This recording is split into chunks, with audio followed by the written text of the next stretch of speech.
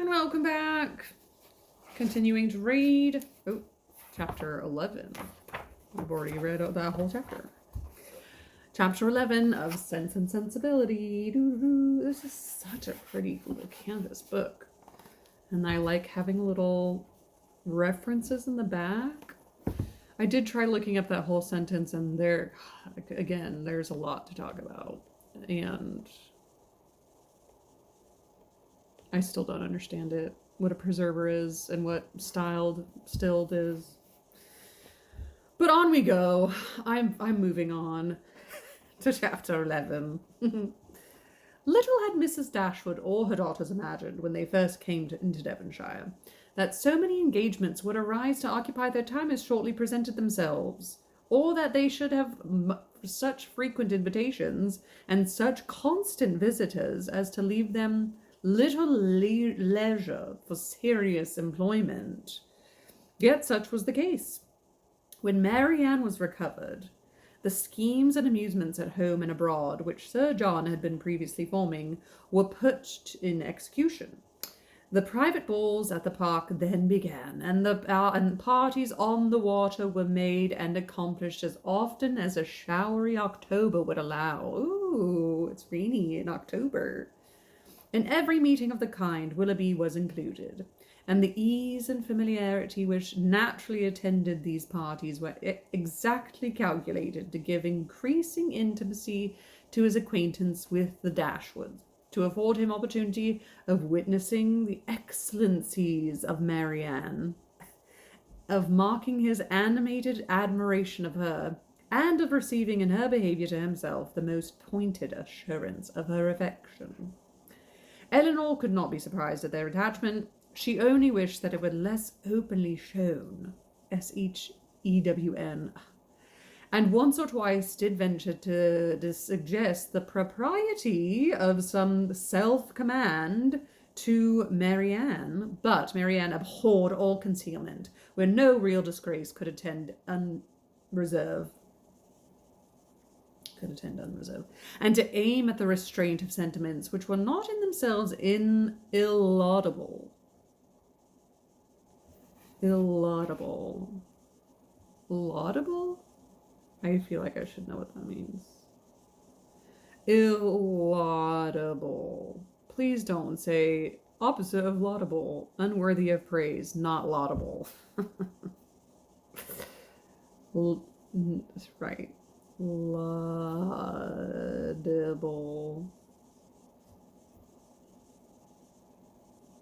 Huh.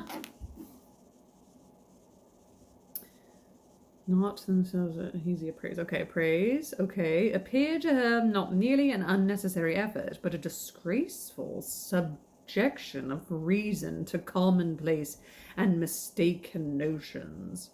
Willoughby thought the same, and their behaviour at all times was an illustration of their opinions.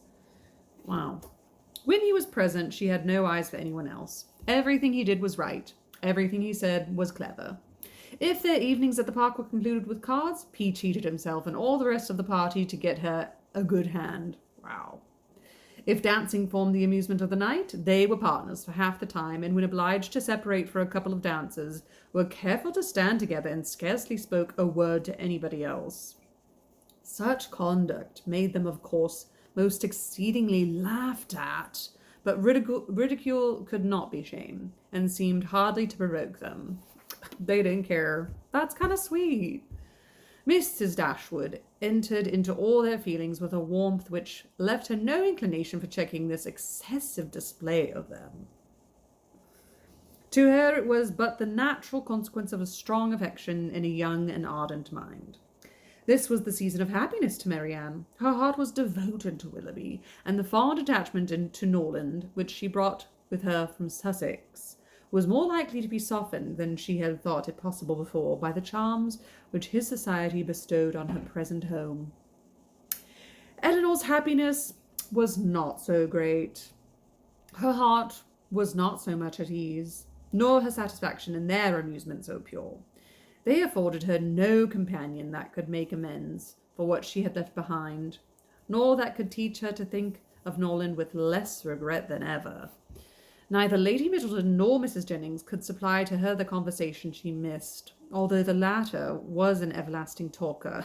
Mrs. Jennings, an everlasting talker did not fatigue. That was from Pride and Prejudice. I liked that.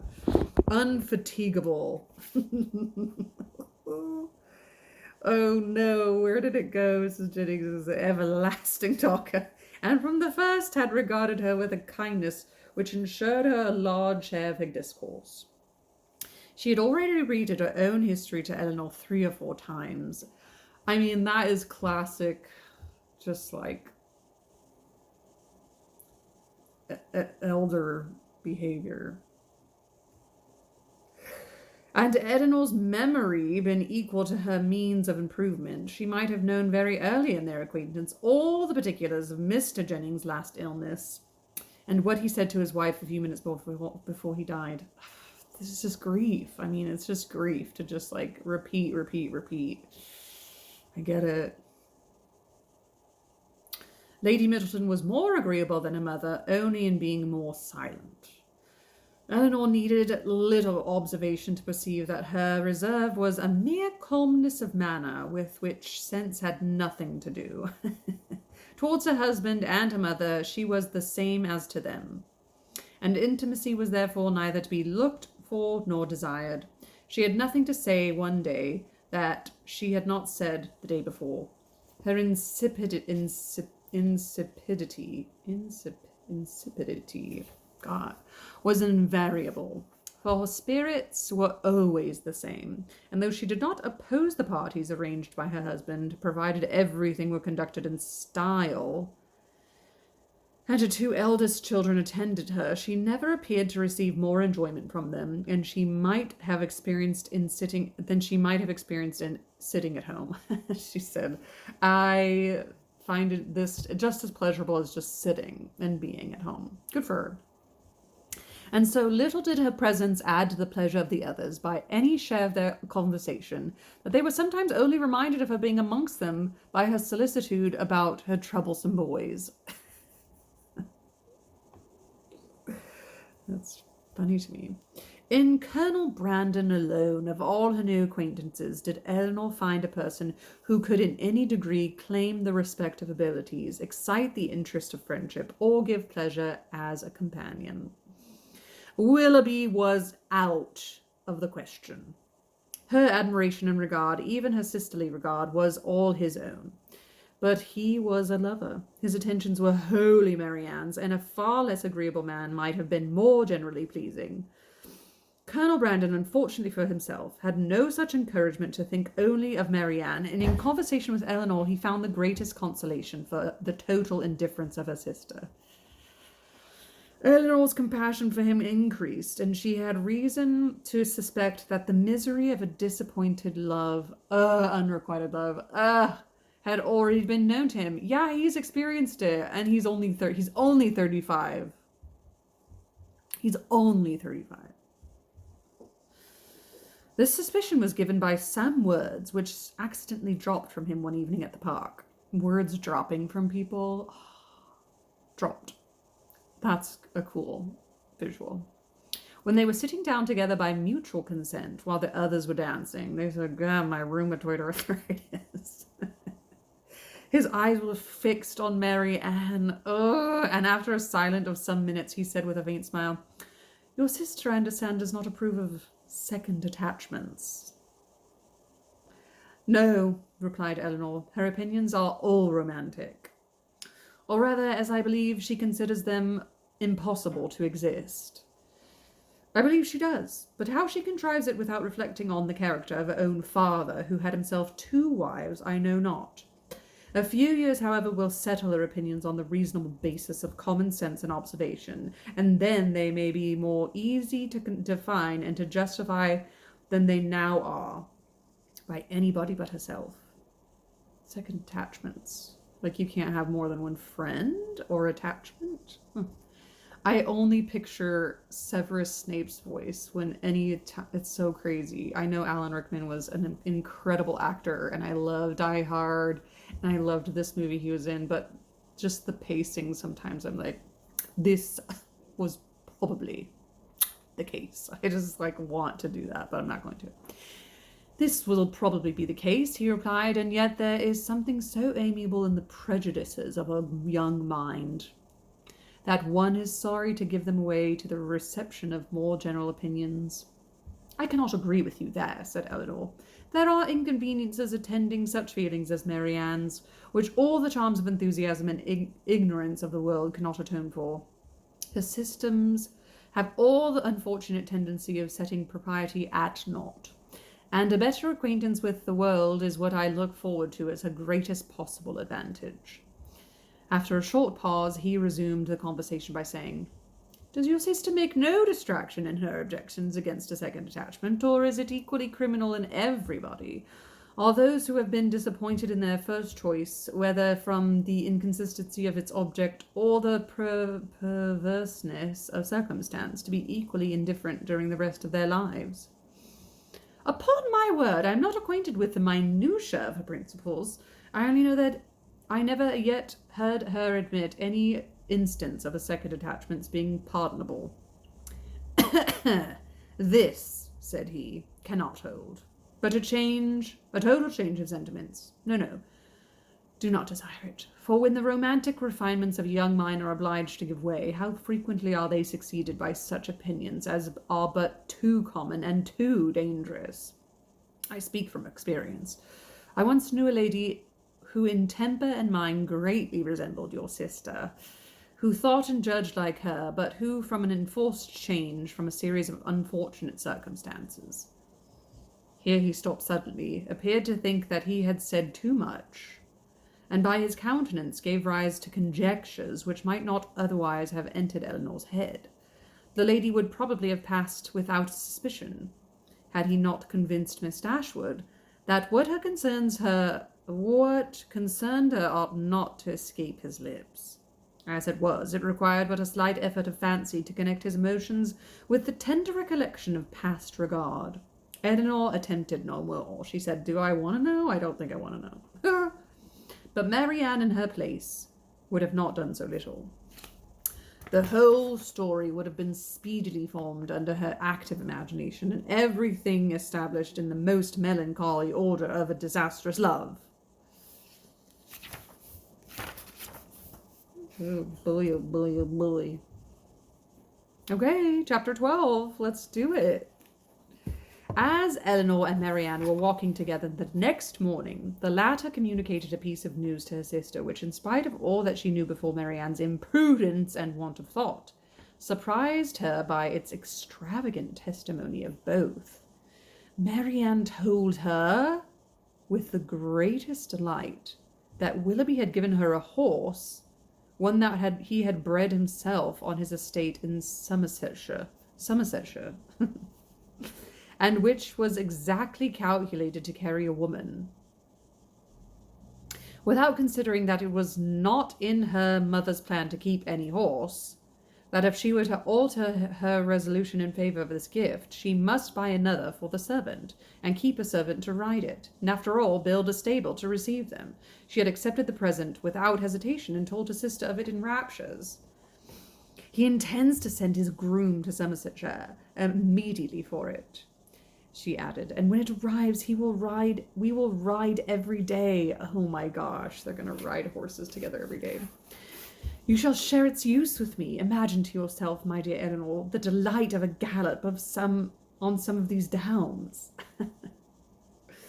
Most unwillingly was she to awaken from such a dream of felicity, to comprehend all the unhappy truths which attended the affair, and for some time she refused to submit to them. As to an additional servant, the expense would be a trifle. Mamma, she was sure, would never object to it, and any horse would do for him. He might always get one at the park. As to the stable, the merest shed would be sufficient. Eleanor then ventured to doubt the propriety of her receiving such a present from a man so little, or at least so lately known to her. This was too much.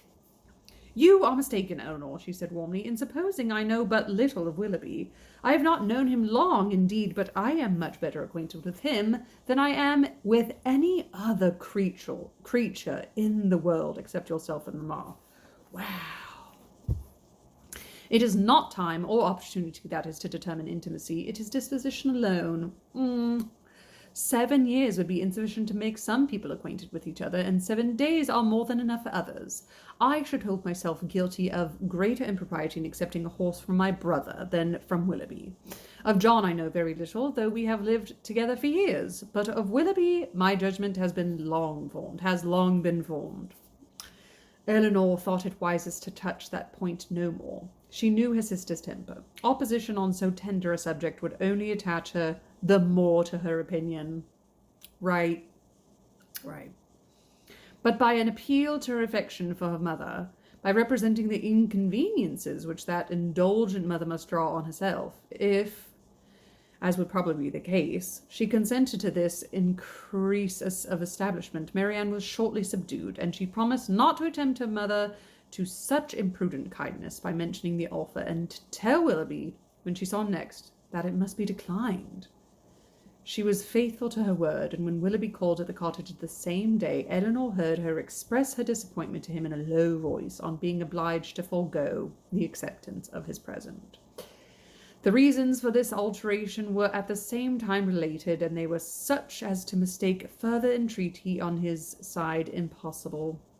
His concern, however, was very apparent, and after expressing it with earnestness, he added in the same low voice, "But, Marianne, the horse is still yours, though you cannot use it now. I shall keep it till you can claim it. When you leave Barton to form your own establishment and more lasting home, Queen Mab shall receive you." Is that the name of the horse? Queen Mab. Willoughby is paying a covert compliment to Marianne, and the name of the horse he has given her.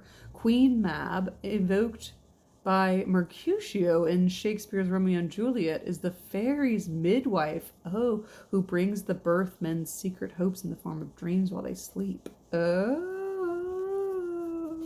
that's cool. I would never have made that connection. This was all overheard by Miss Dashwood. Eleanor, Miss Dashwood. And in the whole of the sentence, in his manner of pronouncing it, and in his addressing her sister by her Christian name alone, she instantly saw an intimacy so decided, a meaning so direct, as marked a perfect agreement between them. I guess this would all have been not imprudent if he had, wanted to be engaged to her, but we don't even know if he, wants to be engaged to her, so I guess that's why it's ooh, you're, just giving your heart away to this guy. We don't even really know him, but you guys just have a lot in common. From that moment, she doubted not of their being engaged to each other. From that moment, she doubted not of their being engaged to each other, and the belief of it created no surprise that she or any of their friends should be left by tempers so frank to discover it by accident. So she thinks that they are engaged. Margaret related something to her the next day, which placed this matter in a still clearer light. Willoughby had spent the preceding evening with them, and Margaret, by being left some time in the parlour with only him and Marianne, had had opportunity for observations which, with a most important face, she communicated to her eldest sister when they were next by themselves. "Oh, Eleanor," she cried, "I have such a secret to tell you about Marianne. I am sure she will be married to Mr. Willoughby very soon." "You have said so," replied Eleanor, "almost every day since they first met on High Church Down, and they had not known each other a week, I believe, before you were certain that Marianne wore his picture round her neck, but it turned out to be only the miniature of our great uncle. But indeed this is quite another thing. I am sure they will be married very soon, for he has got a lock of her hair." Whoa, she gave him a lock of her hair. "Take care, Margaret. It may be only the hair of some great uncle of his." "But indeed, Eleanor, it's Marianne's. I'm almost sure it is. For I saw him cut it off. Last night after tea, when you and Mamma went out of the room, they were whispering and talking together as fast as could be, and he seemed to be begging something of her. And presently he took up her scissors and cut off a long lock of her hair, for it was all tumbled down her back. And he kissed it and folded it up in a piece of white paper and put it into his pocketbook. That's kind of creepy. That's like serial killer stuff. Like, wasn't there a serial killer that like kept a locket of all the people's hair that he cut? Serial killer, Mr. Wallaby's a serial killer. There's way too many true crime, anything out there. It's too much. From such particulars stated on such authority, Eleanor could not withhold her credit, nor was she disposed to it, for the circumstance was in perfect unison with what she had heard and seen herself. Margaret's sagacity was not always displayed in a way so satisfactory to her sister. When Mrs. Jennings attacked her one evening in the park to give the name of the young man who was Eleanor's particular favourite, which had been long a matter of great curiosity to her, Margaret answered only by looking at her sister and saying, "I must not tell, may I, Eleanor?" This, of course, was made everybody laugh, and Eleanor tried to laugh too, but the effort was painful. She was convinced that Margaret had fixed on a person whose name she could not bear with composure to become a standing joke with Mrs. Jennings, right? Marianne felt for her more sincerely, but she did more harm than good to the cause by turning very red and saying in a very angry manner to Margaret, "Remember that, whatever your conjectures may be, you have no right to repeat them." "I never had any conjectures about it," replied Margaret. "It was you who told me of it yourself." This increased the mirth of the company, and Margaret was eagerly pressed to say something more. "Oh, pray, Miss Margaret was eagerly pressed to say that. "Oh, pray, Miss Margaret, let us know all about it," said Mrs. Jennings. "What is the gentleman's name?" "I must not tell you, ma'am. But I know very well what it is, and I know where he is too." Yes, we can guess where he is. At his own house at Norland, to be sure. He is the curator of the parish, I dare say." "No, that he is not, if he is of no profession at all." "Margaret," said Marianne with great warmth, "you know that all this is an invention of your own, and that there is no such person in existence." "Well, then he is lately dead, Marianne, for I'm sure that there was such a man once, and his name begins with an F?" Most grateful did Eleanor feel to Lady Middleton for observing at this moment that it rained very hard, though she believed the interruption to proceed less from any attraction to her than from her ladyship's great dislike of such an inelegant subjects of raillery as delighted her husband and mother. The idea, however, started by her, was immediately pursued by Mr. Colonel Brandon. It doesn't say Mr. Colonel Brandon. I added the Mr. part. It just says Colonel Brandon. Who was on every occasion mindful of the feelings of others. He's empathetic. Willoughby opened the pianoforte and asked Marianne to sit down to it, and thus, amidst the various endeavours of different people to quit the topic, it fell to the ground. Thanks, Willoughby. But not so easily did Eleanor recover from the alarm into which it had thrown her. Right. A party was formed this evening for going on the following day to see a very fine place about 12 miles from Barton, belonging to a brother-in-law of Colonel Brandon, without whose interest it could not be seen, as the proprietor, who was then abroad, and left strict orders on that head. The grounds were declared to be highly beautiful, and Sir John, who was particularly warm in their praise, might be allowed to be a tolerable judge, for he had formed parties to visit them at least twice every summer for the last 10 years. They contained a noble piece of water, a sail on which was to form a great part of the morning's amusement. Cool. Cold provisions were to be taken, open carriages only to be employed, and everything conducted in the usual style of a complete party of pleasure. Style is S-T-I-L-E, but I think it's style S-T-Y-L-E, but I could be wrong. To some few of the company, it appeared rather a bold undertaking, considering the time of year, and that it had rained every day for the last fortnight. And Mrs. Dashwood, who had already a cold, was persuaded by Eleanor to stay home. Whoa, so they're gonna like go off all together and without Eleanor and Mrs. Dashwood? Whoa. Oh, this is a long chapter. Oh well. Well, I'll see you next time. I'm like, bye. See you next time to read Sense and Sensibility.